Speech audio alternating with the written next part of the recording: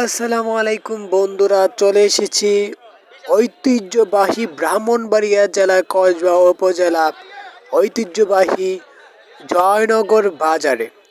এই জয়নগর বাজারে প্রত্যেক ঈদুল আজহা কোরবানির উপলক্ষে এই বাজারে বিশাল বড় গরু মহিষ ছাগলের হাট বসানো হয়। আজকে জয়নগর গরু ছাগল মহিষের হাট চতুর্থ দিনে চলছে। আর সেই চতুর্থ দিনের গরু মহিষ ছাগলের হাটটি আপনাদের দেখানোর জন্য আমি চলে এসেছি।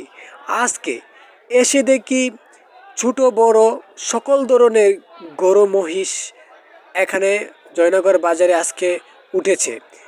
এই জয়নগর গরু ছাগল মহিষের হাটটি তিনটা পার্টে বিভক্ত করে তারা সুন্দরভাবে সাজিয়ে এই বাজারটি তারা বসিয়েছেন। যেমন প্রথম আপনাদেরকে দেখাবো আমি ছাগল এবং ভেড়ার হাটটি। এই যে দেখতে পাচ্ছেন, এখানে শুধু ছাগল আর ভেড়া নিয়ে তারা বসেছে। তারা এখানে সুন্দরভাবে তাদের ছাগল এবং ভেড়াকে নিয়ে বসেছে। যাদের ছাগল ভেড়া লাগবে তারা এখান থেকে ছাগল ভেড়া ক্রয় করতে পারবে।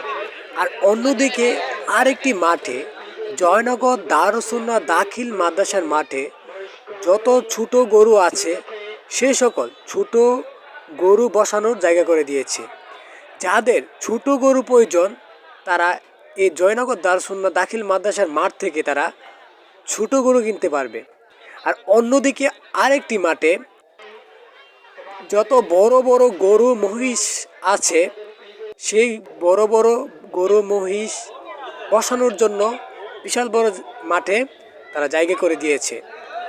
যাদের বড় গরু এবং মহিষ প্রয়োজন আছে তারা সেই জায়গা থেকে তারা বড় গরু এবং মহিষ ক্রয় করতে পারবে।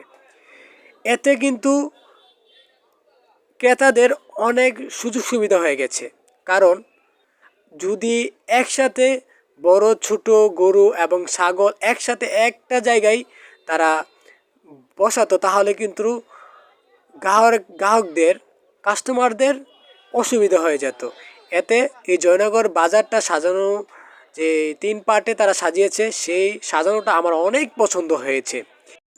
আজকে জয়নগর গরু মহিষ ছাগলের হাটে অনেক মানুষ এসেছে তাদের কাঙ্ক্ষিত তাদের পছন্দের গরু ছাগল মহিষটি ক্রয় করার জন্য। কারণ আর মাত্র একদিন পরেই ঈদুল আজহা।